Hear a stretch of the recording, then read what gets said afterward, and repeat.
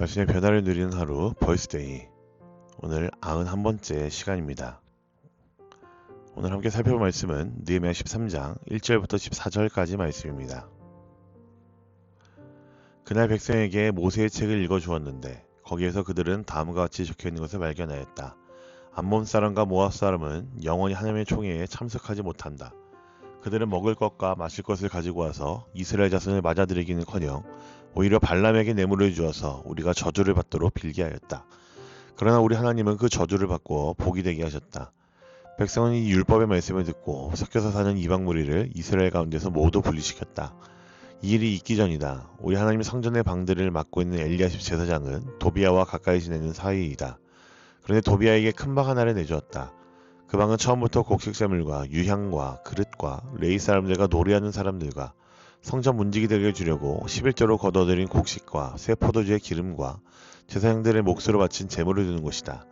이 모든 일은 내가 예루살렘을 비웠을 때에 일어났다. 나는 바빌론 왕 아닥사스닥 32년에 왕을 뵈러 갔다가 얼마가 지나서 왕에게 말미를 얻어 예루살렘으로 다시 돌아와서야 엘리야십이 하나님의 성전 뜰 안에 도비아가 살 방을 차려준 이 악한 일을 알게 되었다.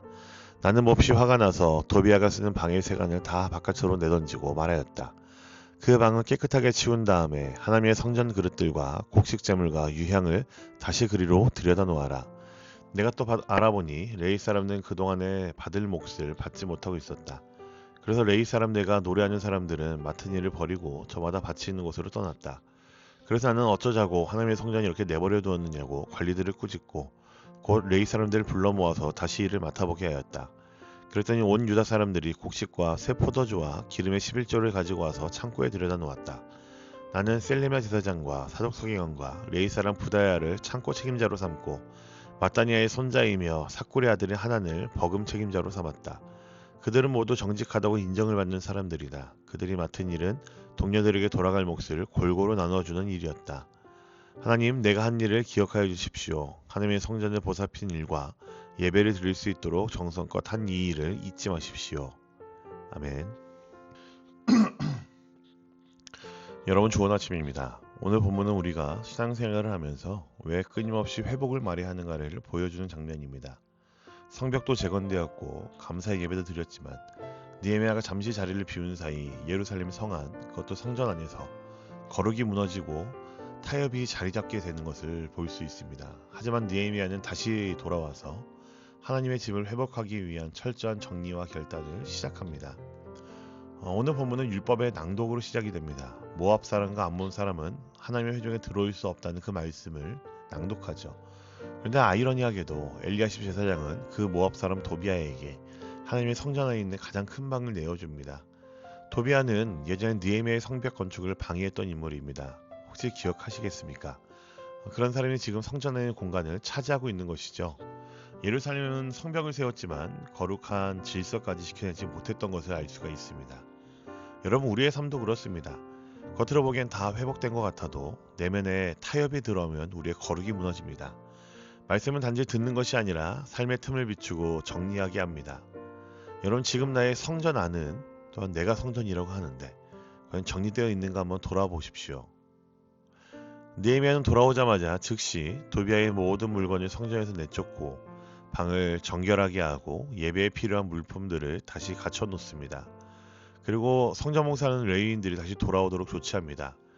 여러분, 우리가 읽은 이 장면은 단순한 분노가 아닙니다. 하나님의 집을 위한 실질적인 정돈이죠.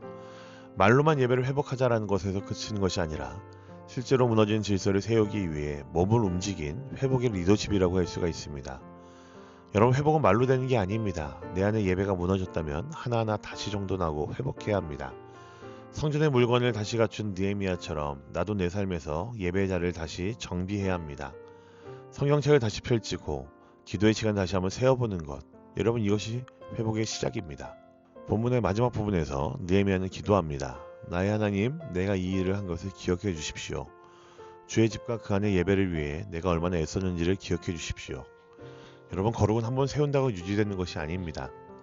지켜내는 반복적인 헌신과 선택이 있어야 가능한 것이죠. 느헤미야는 외적으로 성공한 지도자였지만 하나님 앞에서는 늘 거룩을 지키려는 한 사람으로 서 있었습니다. 거룩은 감정이 아니라 지켜내는 싸움입니다. 반복되는 결심, 반복되는 정비, 반복되는 기도. 바로 그 과정이 하나님 보시기에 귀한 예배입니다. 오늘도 하나님 이 일을 기억해 주세요라고 고백할 수 있는 하루를 살아가는 우리 모두가 되면 좋겠습니다. 사랑하는 여러분, 예배는 세워놓기만 한다고 유지되지 않습니다. 거룩은 매일의 선택이고 성전은 끊임없는 정돈의 대상입니다. 도비아의 물건을 치우고 성전을 정결하게 하며 예배자를 다시 준비했던 느헤미야처럼 우리도 오늘 회복의 실천자로 살아갈 수 있기를 간절히 소망합니다. 아멘. 함께 기도하겠습니다. 사랑의 아버지 하나님, 내 삶의 성전을 정리할 수 있는 용기를 주시옵소서. 겉은 멀쩡해 보여도 내 안에 타협이 들어있진 않은지 돌아보게 하여 주시옵소서. 예배가 무너진 자리를 다시 세우고 거룩이 흐려진 마음을 정결하게 하여 주시옵소서. 모든 것에 감사드리며 우리 구주 예수 그리스도의 이름으로 기도합니다. 아멘.